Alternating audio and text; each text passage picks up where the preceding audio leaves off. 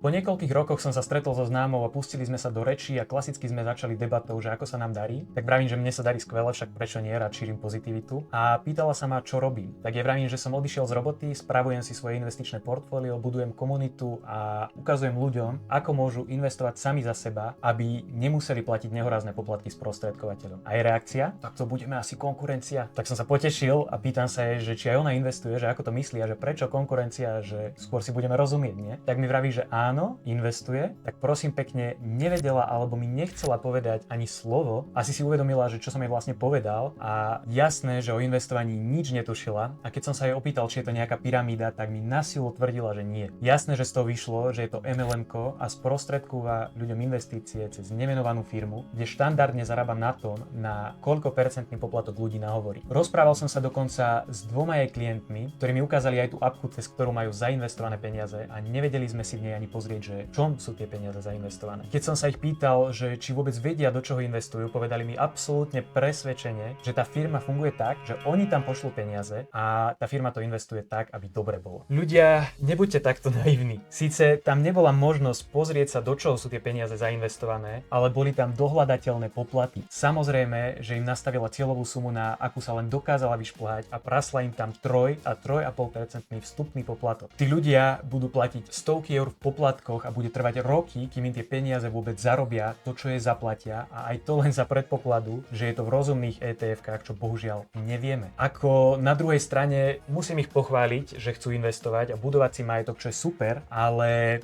takéto firmičky absolútne dehonestujú zmysel a mienku o investovaní. Niektorí ľudia sú natoľko leniví, že radšej zveria svoje peniaze niekomu inému, lebo si myslia, že na to, aby mohli investovať sami za seba, musia investovaniu venovať strašne veľa času a že bez toho poplatku, ktorý budú splácať niekoľko rokov, kým im tie peniaze začnú reálne zarábať, sa investovať nedá. Mojím cieľom je vám ukázať, že sa to dá a na to, aby si investoval sám za seba, nepotrebuješ behať na žiadne kávičky so sprostredkovateľmi, ani s nimi podpisovať žiadne zmluvy a platiť im dopredu percenta z peňazí, ktoré im ešte ani nič nezarobili. Čaute priatelia, moje meno je Dodo a som zakladateľom vzdelávacej platformy Stocking.sk. Spolu s mojím tímom stokárov pre vás pripravujeme obsah zameraný na rozvoj investičnej gramotnosti. Naším cieľom je vám ukázať, ako môžete k investovaniu pristupovať samostatne a rozumne, aby ste mali prehľad o svojich financiách a výdavkoch s nimi spojenými. Budeme spoločne rozoberať rôzne typy aktív, vysvetlíme si rozdiely medzi nimi a pozrieme sa na to, ako funguje riziko na trhu. Ja od vás nebudem pýtať žiadne percentá. Jediné, čo od vás na oplátku za našu prácu chcem, je malá odmena v podobe like. Ak ste ho tam navyše buchli ešte skôr, ako som vás o to vôbec požiadal, ste topky. Poďme na to. Veľa ľudí si myslí, že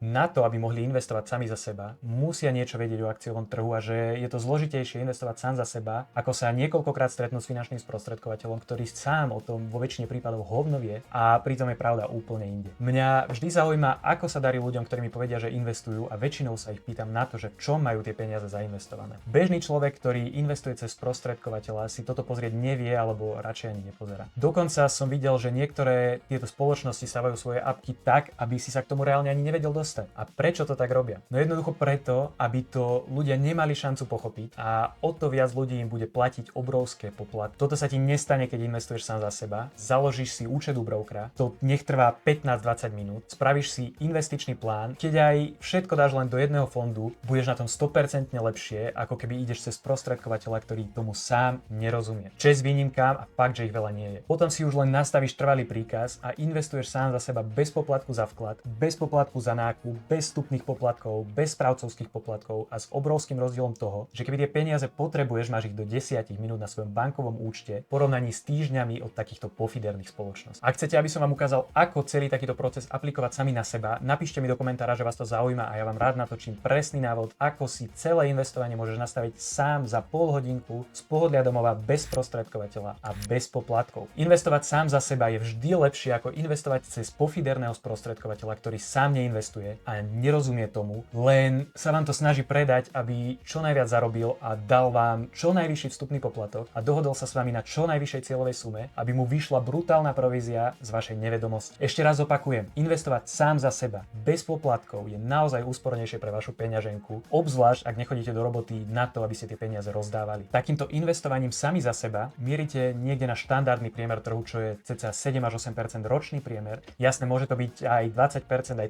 30% v určitých rokoch, tak ako môžeme ísť v niektorých rokoch do mínusu. Je to normálne, volá sa to volatilita trhu. A ísť občas do mínusu je pre trh zdravá pauza, aby mohol znova znova ďalej rásť. No a poďme sa teraz v ďalších minútach povenovať nám, ktorých investovanie skutočne zaujíma a mierime s našimi portfóliami vyššie nad priemernú výkonnosť trhu. Na trhu máme často obdobia, kedy technologické a rastové tituly dostávajú zabrať. Pripomeňme si napríklad posledné dva prepady, inauguráciu Trumpa v apríli 2025 a geopolitické napätie medzi USA a Iránom od marca 2026, ktoré prakticky stále pretrváva. Presne tam sa ukazuje, prečo je vyváženosť portfólia RHD medzi rastovými, hodnotovými a dividendovými spoločnosťami taká dôležitá. Kto ma sleduje už dlhšie vie, že toto neustále omielam dookola. Rastovky sú aktuálne často lídri v techu a AI a tieto firmy dostávajú vždy najväčšie rany. Štandardne sú drahšie nacenené, pretože pri nich trh očakáva silný rast a aj preto sú často citlivé na úrokové sadzby. Hodnotovky sú kvalitné firmy so silnými fundamentami, sú výrazne menej rizikové a komfortnejšie na dlhodobé držanie aj pre investorov, ktorí nechcú tolerovať vysoké riziko. Je okolo nich výrazne menší hype a menej bublín, ktoré by museli prasknúť. No a dividendovky stabilne platia časť ich výnosov nám akcionárom, čiže ich môžeme brať ako bonusový prínos hotovosti späť do nášho portfólia. Vďaka dividendám môžeme v čase pravidelne dokupovať viac akcií a vďaka nim rastú naše portfólia o mnoho rýchlejšie a samozrejme ešte rýchlejšie, keď sme nakupovali aj počas prepadov trhu. Ak by bolo tvoje portfólio pred prepadom trhu postavené zo 70 až 80% z rastových technologických titulov, pravdepodobne by to bolelo a nevydržal by si sa na to pozerať a predal by si to v obrovskej strate. Čiže presne preto diverzifikujeme naprieč všetkými týmito troma typmi spoločnosti. Keď máš v portfóliu rozumný RHD mix, poklesy portfólia sú v prepadoch oveľa miernejšie a si v pozícii, kedy môžeš využiť oslabenie trhu vo svoj prospech, pretože tvoje portfólio zvláda aj nekompromisný trh. No čo, začal si uvažovať o navýšení expozície voči hodnotovým alebo dividendovým firmám? Keď chceš byť úspešný investor, treba si nájsť správny balans, odmakať si to a zaslúžiť si tie výsledky. Treba mať dlhodobý horizont 5, 10, kľudne 20 rokov a nepozerať sa na portfólio, keď trh padá ako na životnú chybu, ale naopak ako na príležitosť navýšiť si svoj podiel v kvalitných firmách so zľavou. Keď sa trh znova rozbehne, a to mi ver, že sa rozbehne, tvoje portfólio ti poďakuje za tvoju trpezlivosť. No aby si mal predstavu, čo sa na trhu priebežne deje, v týchto nedeľných videách s vami vždy prebehnem aktuálnu situáciu na trhu a budeme rozoberať mnoho firiem mojimi očami, aby ste sa na investovanie vedeli pozrieť aj z perspektívy investora, ktorý to už nejak ten piatok sleduje. A musím povedať, že za tie roky už som nabral nejakú prax a moje výsledky to seriózne potvrdzujú. Poďme sa teda pozrieť na to, čo tento týždeň hýbalo trhom. To, čo zaujíma posledných pár mesiacov asi aj neinvestorov, je situácia v Iráne. Úprimne, tu z mojej perspektívy nie je čo hodnotiť a keby to skonštatujem, nič sa nezmenilo, nikam sme sa nepohli a nejaké skoré otvorenie Hormuzu sa zatiaľ nechystá. A aspoň teda podľa môjho skromného názoru to má niečo dočinenia aj s tým rozpadom OPECu, pretože keď sa situácia na Blízkom východe ukludní a Saudovia budú môcť produkovať svoje ropy koľko budú chcieť, ceny pôjdu výrazne nižšie, ak sa to teda samozrejme nejako inak nezreguluje. Ropa sa zatiaľ drží na $100 za barel a trhu táto situácia zjavne moc nevadí, pretože S&Pčko si tak nejak spokojne prežíva veľmi blízko svojich historických maxim. To, na čo tento týždeň investori čakali najviac, boli výsledky Nvidia. Tie čísla boli vynikajúce a každopádne akcia klesla o nejaké percento, takže sme